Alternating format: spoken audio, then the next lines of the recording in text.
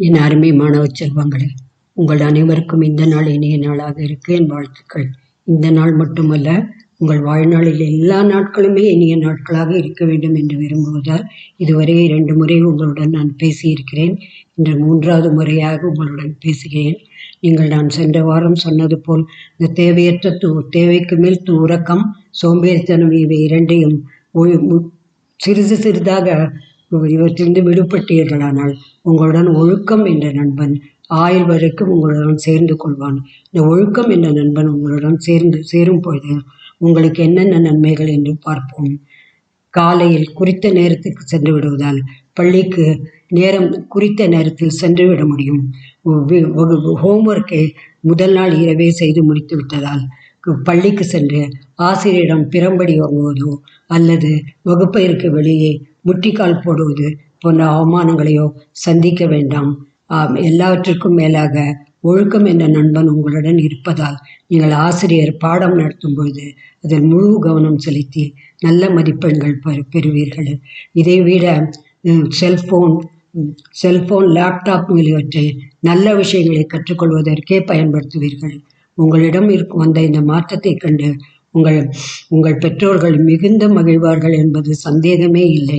இங்கு நான் உங்களுக்கு ஒரு உண்மையான சம்பவம் ரீடர் டைஜஸ்ட் என்ற மாத இதழில் பல வருடங்களுக்கு முன்பு படித்தது நான் உங்களுடன் பகிர்ந்து கொள்கிறேன். இந்த எந்த நகரம் என்று மறந்துவிட்டது, பாரிஸ் என்று வைத்துக்கொள்வோம். பாரிஸ் நகரத்தில் ஒரு வயதான தம்பதியர் தங்கள் சொந்த வீட்டில் கீழ்த்தளத்தில் வசித்து வந்தனர். மேல் தளத்தை ஒரு தம்பதியினருக்கு வாடகைக்கு கொடுத்திருந்தனர். அந்த தம்பதியருக்கு 15 வயதில் ஒரு சிறுவன் இருந்தான். அந்த தம்பதியருக்கு திடீரென்று தவிர்க்க முடியாத காரணத்தால் 3 நாட்கள் வெளியூர் செல்ல வேண்டி வந்தது. அவர்கள் வெளியூர் செல்வதற்கு முன் கீழே வந்து தம்பதியரிடம், நாங்கள் அவசரமாக வெளியூர் செல்ல வேண்டியிருக்கிறது. நீங்கள் என் மகன் சாப்பாடை பற்றி கவலைப்பட வேண்டாம், ஃப்ரிட்ஜில் எல்லாம் இருக்கிறது, அவனை கொஞ்சம் கண்காணித்துக் கொள்ளுங்கள், அது மட்டும் போதும் என்று சொல்லிவிட்டு சென்றார்கள். அவர்கள் சென்ற அன்று இரவே மாடியில் இருந்து 9 மணி அளவில் மாடியில் இருந்து ஒரே கத்தல், கூச்சல், கும்மாளம் கேட்டது. இந்த சத்தமும் கத்தலும் இரவு 3 மணி வரை தொடர்ந்தது. சரி, ஒரு வயதான தம்பதியருக்கு கீழே உறங்கவே முடியவில்லை. சரி, ஒரு நாள் தானே என்று பொறுத்து கொண்டார்கள். மறுநாளும் 9 மணிக்கு இதே போல கூச்சல் ஆரம்பிக்கவே அந்த பெரியவர் மேலே சென்று அந்த சிறுவர்களுக்கு அறிவுரை சொல்வதற்காக மேலே சென்றார். அங்கே மதுபான பாட்டில்களை பார்த்து அவர் திடுக்கிட்டார். கோபமான குரலில், இந்த வயதில் உங்களுக்கு இவ்வளவு தீய பழக்கங்களா? என்னது இது? நீங்கள் பெரியவர்களாய் வாழ்க்கையில் என்னதை சாதிப்பீர்கள்? உங்கள் பெற்றோருக்கு தான் உங்களை பெற்றதால் என்ன பெருமை என்று கேட்கவே அந்த மதுபோதையில் இருந்த அந்த 6 மாணவர்களும் முதியவரை கீழே தள்ளியும் கழுத்தில் அமுக்க அந்த நிமிடமே அவரின் உயிர் பிரிந்தது. பிறகென்ன, அந்த சிறுவர்கள் பல மாதங்கள் சிறைச்சாலை வாசத்தை அனுபவித்த பிறகு ஒரு சிறுவர்கள் சீர்திருத்த பள்ளிக்கு அனுப்பப்பட்டார்கள். அந்த கணவரை இழந்த மூதாட்டியும் ஒரு ஓய்வு பெற்ற உயர்நிலை பள்ளி ஆசிரியர். கணவனை இழந்த துக்கம் ஒரு புறம், மறுபுறம் 6 சிறுவர்களின் வாழ்க்கை எதிர்காலமும் கேள்விக்குறியாகிவிட்டது என்ற வருத்தம்.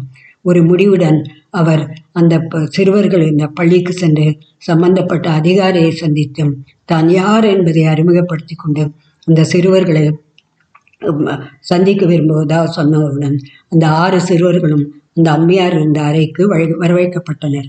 அந்த அம்மையாரை பார்த்த உடனேயே 6 சிறுவர்கள் கண்களில் கண்ணீர் கட்டுக்கடங்காமல் பெருகியது. அப்படியே கீழே விழுந்து அவர் கால்களை பற்றி கொண்டு, எங்களை மன்னித்து விடுங்கள், நாங்கள் மிகப்பெரிய தவறை செய்துவிட்டோம் என்று கதறினர். அந்த அம்மையார் கண்களிலும் கண்ணீர் பெருகியது. அவர் வீட்டுக்கு திரும்பிய அவர் ஒரு முடிவெடுத்தார். 2 நாட்கள் தெரிந்து அவர் திரும்பவும் அந்த பள்ளிக்கு சென்று அந்த அதிகாரியிடம், 2 மாணவர்கள் ஒரு வாரத்தில் எனக்கு 2 மணி நேரம் தேவை, நான் உத்தரவாதம் கொடுக்கிறேன், அவர்களை ஒரு நல்ல காரியத்துக்காக தான் அழைத்து செல்கிறேன் என்று சொன்னார். அவர் சொன்னதை கேட்டு அந்த அதிகாரியும் அவருக்கு அனுமதி அளித்தார். அதே போல அந்த பாரிஸ் நகரில் எந்த பள்ளிக்கு அழைத்து செல்ல இருக்கிறாரோ அங்கேயும் சென்று இந்த பள்ளி அதிகாரியிடம் அனுமதி பெற்று மதிய வேளை உணவு நேரத்தில் 12 வயது சிறுவர்கள், அந்த பள்ளியில் படிக்கும் 12 வயது சிறுவர் சிறுமிகளை ஒரே அறையில் கூட்டி இந்த அம்மையார் ஒன்றுமே பேசவில்லை. இந்த 2 சிறுவர்கள் மட்டும் அவர்கள் சொன்ன தப்பை சொல்லி, தயவு செய்து இந்த வயதில் படிப்பது, விளையாடுவது, உங்களுக்கு பிடித்த பொழுதுபோக்குவது, பெற்றோர் சொல்வதை கேட்டு நடப்பது என்பதே மனதில் வைத்துக் கொள்ளுங்கள். மற்றபடி எந்த கெட்ட பழக்கத்திற்கும் போகாதீர்கள். எங்களை உங்கள் உடன் பிறந்த சகோதரரால் நினைத்துக் கொள்ளுங்கள். நாங்கள் உங்களிடம் கெஞ்சி கேட்டுக்கொள்கிறோம் என்று சொன்னார்கள். இது வள்ளுவர் கூட ஒழுக்கம் பற்றி நிறைய குறள்கள் எழுதியிருக்கிறார். அவற்றில் ஒன்று, ஒழுக்கம் விழுப்பம் தரலாம், ஒழுக்கம் உயிரினும் மேலாக ஓம்பப்படும். இதன் அர்த்தம் என்னவென்றால், ஒழுக்கம் என்பது ஒரு மனிதனை மிகப்பெரிய உயர்வுக்கு எடுத்துச் செல்வதால் ஒழுக்கம் என்பது உயிரை விட மேலாக கருதப்படுகிறது. விடைபெறும் முன் வழக்கம் போல் தயவு செய்து தண்ணீர், மின்சாரம், பணம், நேரம் இவற்றை வீண் செய்யாதீர்கள். மீண்டும் சந்திப்போம். அன்புடன் விடைபெறுகிறேன்.